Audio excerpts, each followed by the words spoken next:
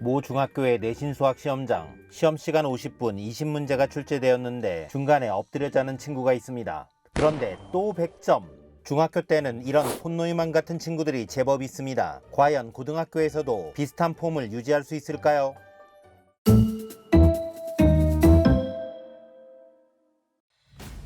수학시험에서 다 풀고 잔다는 게 자사고나 특목고 내신 그리고 수능시험까지 가면 거의 불가능한 일입니다. 물론 진짜 폰노이만이 가끔 나타나긴 하지만요. 중등 수학까지는 사실상 수학이라기보다는 산술에 가깝습니다. 그러니 계산이 빠른 학생이 절대적으로 유리하죠. 그런데 고등과정부터는 진짜 수학입니다. 다시 말해 연산보다 논리의 비중이 훨씬 큽니다. 어려운 문제를 푸는 시간은 반응 시간, 즉 문제를 해석하고 착수하는 시간과 계산 시간으로 나눌 수 있는데 반응 시간만 짧으면 만년필로 천천히 풀어도 계산 속도는 생각보다 큰 문제가 되지 않습니다. 그래서 지금부터는 고등수학 시험 기준으로 여러분이 평균 이하의 계산 속도라고 가정하고 시간이 모자라지 않는 훈련법을 말씀드리겠습니다.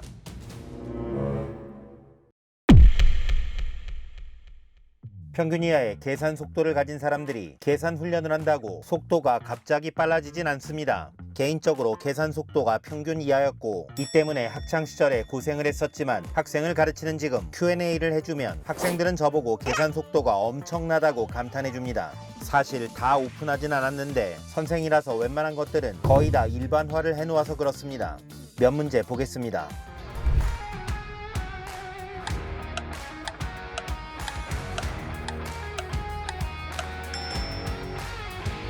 문제에서 Sn은 상수가 없는 2차식이죠. 일반화하면 Sn은 Tn제곱 더하기 Qn, An은 Sn에서 Sn-1을 빼면 2Pn 플러스 Q-P. 이 문제에서 P는 1, Q는 2이므로 An은 2n 더하기 1이죠.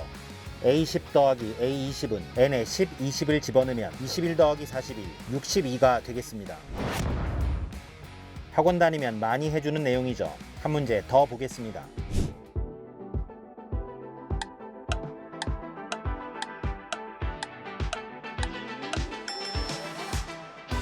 이 문제는 구하는 AD의 길이를 x라고 놓습니다. 전체 삼각형의 넓이는 왼쪽 삼각형과 오른쪽 삼각형의 넓이의 합과 같죠. 왼쪽 삼각형의 넓이는 2분의 1, 4x, sin 60도, 오른쪽 삼각형의 넓이는 2분의 1, 6x, sin 60도, 전체 넓이는 2분의 1, 6 곱하기 4, sin 120도가 되죠. sin 60도는 sin 120도와 같기 때문에 양변의 2분의 1과 sin은 날아갑니다. 좌변 10x, 우변 24, x는 10분의 24, 5분의 12가 되죠. 그런데 현장에서 저는 이런 거 4 더하기 6분의 4 곱하기 6으로 계산해버립니다.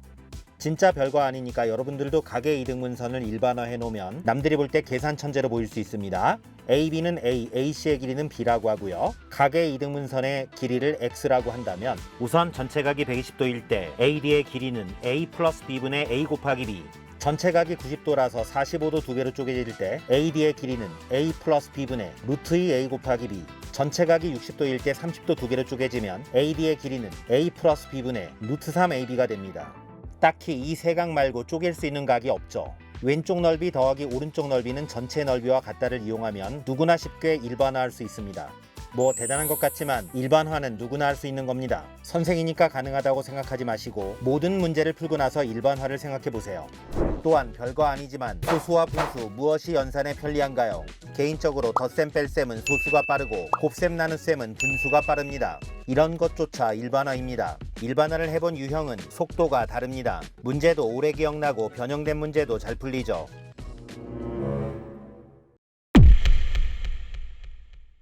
시험 볼 때 딱 보면 풀 수 있는 문제만 나온다면 좋겠지만 고등과정부터는 센 수학 같은 유형서를 달달달 외워도 20-30%의 문제들은 낯설게 보일 것입니다. 시험 시간을 갉아먹는 것은 이 낯선 문제들입니다. 결국 낯선 문제에 대한 반응 속도를 높이는 게 관건인데 학생들은 낯설다는 모른다로 생각합니다. 그래서 평상시 낯설면 무작정 풀어달라고 하죠. 풀어줘봤자 시험 보면 또 낯설 가능성이 많습니다. 이렇게 훈련하세요. 낯선 문제가 안 풀리면 우선 등장하는 용어의 정의를 고민하세요. 삼각형의 무게중심은 말 그대로 무게의 중심입니다. 그래서 넓이를 반으로 쪼개는 중선 3개를 긋는 것이고 고조선을 그으면 2대1이 나오는 거죠. 쌤한테 풀어주세요 라고 말하기 전에 무게중심이 뭐지? 정의부터 고민해보는 겁니다. 정의에서 영감이 안 떠오르면 문제의 조건과 질문을 파악하고 어떤 도구를 써야 할지 적어보세요. 도구조차 모르겠다면 교과 과정에 대한 학습조차 안 된 것이니 교과서의 목차부터 다시 보세요. 이 방식으로 한 문제에 대해 스스로에게 계속 질문을 던져보세요. 현장에서 낯설면 모르겠어요 하는 학생들에게 이 조언만 해주고 돌려보냅니다. 학생은 계속 질문을 하기도 하지만 같은 질문을 5번 하기는 어렵습니다. 그 전에 답이 나오니까요.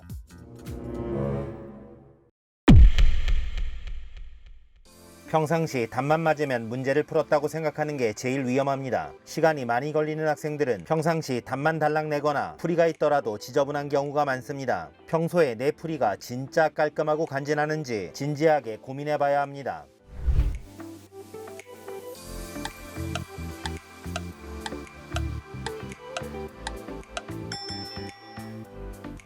이 문제는 A의 모든 부분집합을 만들어서 제일 작은 원소를 하나하나 꺼낼 것이 아니라 제일 작은 원소를 기준으로 부분집합이 몇 개씩 달려있는지를 보면 됩니다. 우선 제일 작은 원소는 1, 2, 4, 8 중에 하나겠죠. 제일 작은 원소가 1인 부분집합은 1은 반드시 뽑고 2, 4, 8은 뽑아도 되고 안 뽑아도 되기 때문에 그 개수는 2의 세제곱계가 되죠. 제일 작은 원소가 2면 2는 뽑고 1은 절대 뽑으면 안 되죠. 4하고 8은 뽑거나 말거나니까 2의 제곱계가 됩니다. 제일 작은 원소가 4면 4는 뽑고 1, 2는 절대 뽑으면 안 되고 8만 뽑거나 말거나니까 2의 1제곱계가 되고 제일 작은 원소가 8이면 8은 무조건 뽑고 1, 2, 4는 절대 뽑으면 안 되기 때문에 한 가지가 되죠. 결국 1은 2의 세제곱번 나오고 2는 2의 제곱번, 4는 2의 1제곱번, 8은 한 번 나오죠. 계산하면 8, 8, 8, 8이므로 정답은 32가 되겠습니다. 이렇게 풀면 시간이 많이 걸릴 것 같지만 평소에 이렇게 간지나게 푸는 훈련을 해야 실전에서 풀이 시간도 적게 걸리고 논리가 떠오릅니다. 또한 수학에서 가장 중요한 것은 등식입니다. 등식이 없다는 건 좌변이 없는 것이고 문장에 주어가 없다는 말과 같습니다. 등식을 세우고 한쪽으로 기울지 않도록 평균대를 걷는 느낌으로 풀어나가면 등식이 답으로 변해 있을 것입니다. 등식 없이 암산으로 빠른 답을 내던 친구를 부러워하지 마세요. 수학자들도 생각보다 암산을 많이 하지 않습니다. 풀이 과정 한 줄 한 줄이 중요하니까요.